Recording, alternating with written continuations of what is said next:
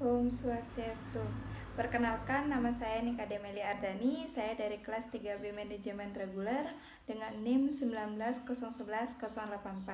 Sebelumnya, terima kasih kepada dosen pengampu, yaitu Ibu Martiani Sari Dewi, selaku pengajar manajemen keuangan yang telah memberikan waktu dan kesempatan yang diberikan kepada saya untuk menjelaskan tentang bagaimana tips atau langkah-langkah dalam mengatur suatu manajemen keuangan di masa pandemi saat ini.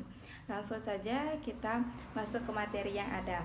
Nah, sejak pandemi COVID-19 mewabah di Indonesia, membawa berbagai dampak di segala sektor yang ada.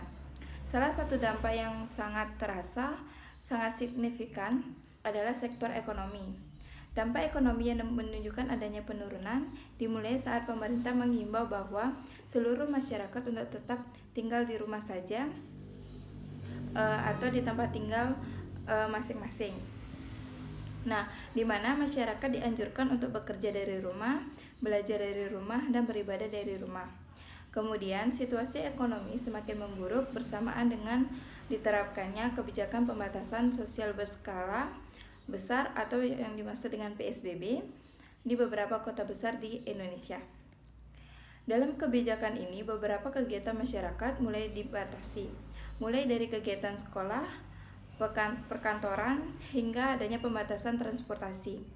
Dengan adanya kebijakan ini, secara otomatis mobilitas sehari-hari masyarakat semakin berkurang. Nah, bahkan setelah kebijakan ini diterapkan, beberapa perusahaan hingga pertokoan harus menutup usahanya akibat potensi pasar yang semakin menurun. Bukan hanya itu saja, banyak pekerja yang terkena dampak pemutusan hubungan kerja atau yang disebut dengan PHK. Setelah sumber mata pencahariannya gulung tikar atau dengan kata lain bangkrut. Ini tentunya menjadi masalah besar di tengah pandemi COVID-19 ini. Nah, sebagian masyarakat yang masih dapat bekerja di rumah juga merasakan dampak ekonomi yang semakin tidak stabil. Nah, bahkan beberapa bahan pokok jumlahnya semakin terbatas saja dari sebelumnya. Kondisi ini tidak jarang mendorong masyarakat untuk bisa menerapkan hidup hemat selama pandemi COVID-19 yang masih berlangsung sampai saat ini. Nah, dengan adanya pemasukan yang diperoleh, masyarakat dipaksa untuk dapat mengatur keuangan dengan sebaik mungkin dan mencukupi kebutuhan yang ada di masa pandemi saat ini. Nah, adapun beberapa tips yang bisa saya berikan untuk mengatasi atau mengatur manajemen keuangan dalam masa pandemi saat ini. Itu yang pertama, mengatur pengeluaran yang tidak tetap dengan metode rata-rata yang ada. Nah, dalam pengaturan arus kas atau pemasukan dan pengeluaran yang ada, maka pengeluaran dibedakan menjadi dua jenis, yaitu pengeluaran tetap dan juga pengeluaran variabel atau pengeluaran tidak tetap. Nah, pengeluaran tidak tetap bisa berupa biaya bahan bakar kendaraan setiap hari atau ongkos transportasi, biaya belanja, bahan makanan ataupun minuman, biaya listrik, dan lain sebagainya. Nah, sementara pengeluaran tetap bisa berupa cicilan rumah ataupun kendaraan. Pengeluaran tetap tentunya lebih mudah dicatat dan ditetapkan besarannya ketimbang yang tidak tetap.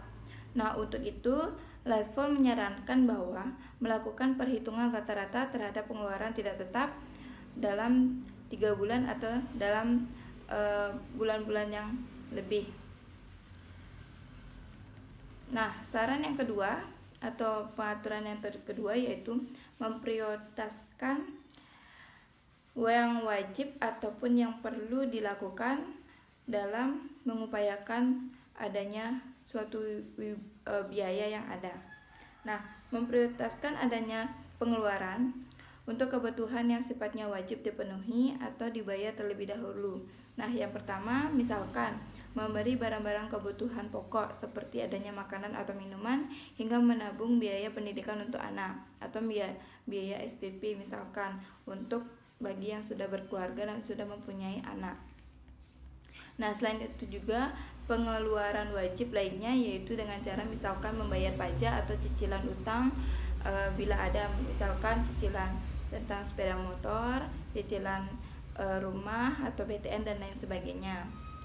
Nah, Kebutuhan-kebutuhan yang bersifat keinginan atau yang berkaitan dengan hobi maupun gaya hidup tentunya bisa dikurangi sedikit. Nah, terutama bila kondisi keuangan kita masih belum sehat.